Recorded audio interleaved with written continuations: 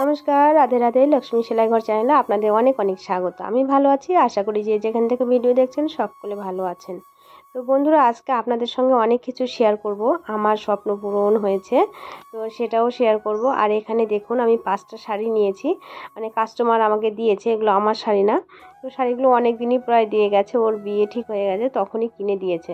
আর এখনও বিয়ের বেনারসি বা আর যাবতীয় আরও অনেক কিছু হয়তো শাড়ি হবে, সেগুলো আমাকে দেয়নি। তো যে কয়টা দিয়েছে সে কয়টার কাজ আজকে আমি করব। অনেক দিনই দিয়েছে, দিতে পারিনি। আর আজকে আমি কাজগুলো করব, তাই ভাবলাম যে আপনাদের সঙ্গে একটু শেয়ার করে নিই হালকা করে। এখানে 5টা শাড়ি দিয়েছে, তো 5টা শাড়ি আমি ব্লাউজ পিস কেটে নিচ্ছি। এটা একটা গরদের শাড়ি, বেশ ভালোই লাগছে বলুন। আর এটা একটা হালকা ক্রিম কালারের শাড়ি ওর মার জন্য। এখানে কিন্তু দাম অনেকটা লেখা আছে জানেন, এখানে প্রায় 2100 টাকার মতো দাম লেখা আছে।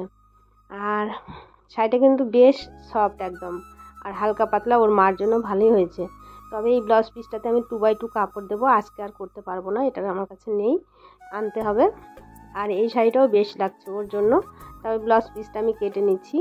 আর নতুনদের জন্য আজকে আমি একটা টিপস বলে দেব, যে ব্লাউজ পিস কীভাবে আমি কাটবো, কোথায় থেকে কাটবো। দেখুন, এখানে কিন্তু আলাদাভাবে দেওয়াই আছে, বুঝতে পারছি। আপনারা যারা দর্জি কাজ জানেন না তারাও কিন্তু বুঝতেই পারছেন যে এখানে আলাদাভাবে দেওয়া আছে, মানে এটা ব্লাউজ পিস। তবে এই শাড়িটাতেও কিন্তু আলাদাভাবে পাড়ের কালার, এই শাড়িটাও বেশ লাগছে বলুন ওর মার জন্য। আর ব্লাউজ পিস আর পাড়ের কালারে মানে এটা দেওয়া আছে। তবে এখানেও বোঝা যাচ্ছে, যদি বোঝা না যায় একই কালারের শাড়ি আর ব্লাউজ পিস হয়, তাহলে কিন্তু শাড়ি মেপে বের করে নেবেন। শাড়ি যদি রোগা মানুষের জন্য করেন তাহলে কিন্তু 5 মিটার 30 সেন্টিমিটার বা 40 সেন্টিমিটার হলেই হবে। আর যদি হেলদি মানুষের জন্য রাখেন তাহলে কিন্তু 5.5 মিটার অবশ্যই মেপে রেখে দেবেন।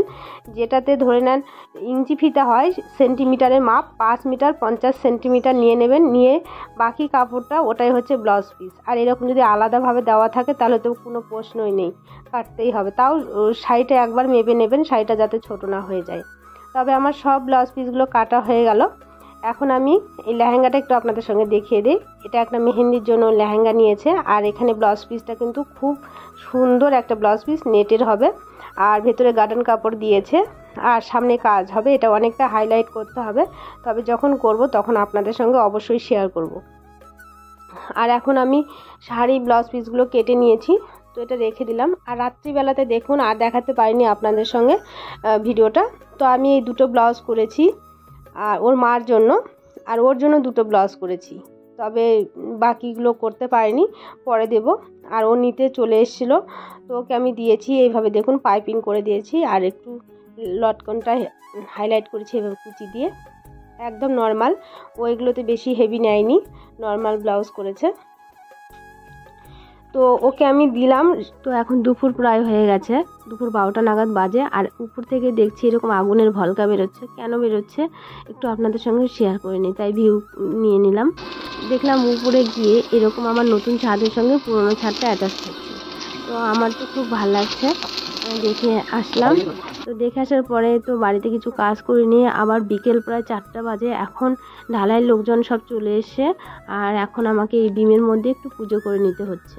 তো প্রথমে আমি ডিমের মধ্যে একটু জল ছিটিয়ে দিলাম, তারপরে সিঁদুর লাগিয়ে মিস্ত্রিগুলো যেমন যেমন বলছিল তেমন করে রিচুয়ালটি কমপ্লিট করলাম।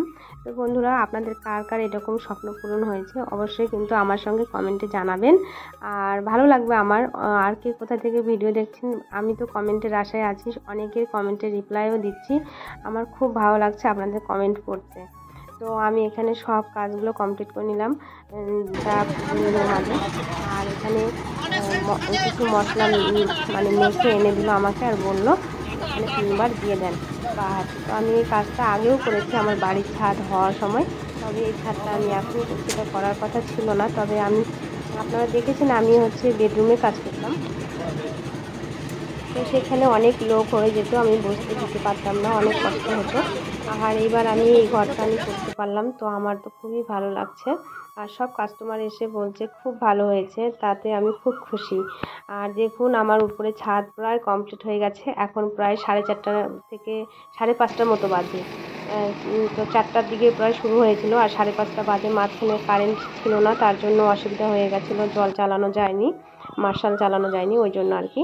আর এদিকে দেখুন আকাশ তো প্রচুর খারাপ হয়ে এসছে, সবাই তো ভয় করছে যে কি হবে না হবে। তবে বিকেলের দিকে কিছু হয়নি ঠাকুরের কৃপায়। আর রাত্রিতে 11:30 নাগাদ প্রচুর আকাশ খারাপ হয়েছিল আর বৃষ্টি, আর সেই বৃষ্টিতে আমরা ভিজে ভিজে পলিথিন দিয়ে পুরো ছাদটা ঢেকে দিয়েছিলাম, আমার ছেলে, আমার হাজব্যান্ড, আমি। আর তাতে আমার খুবই সর্দি কাশ জ্বর পরের দিন হয়েছিল। আর পরের দিন ভিডিওটা এডিটিং করতে পারিনি, আপনাদের সঙ্গে শেয়ারও করতে পারিনি।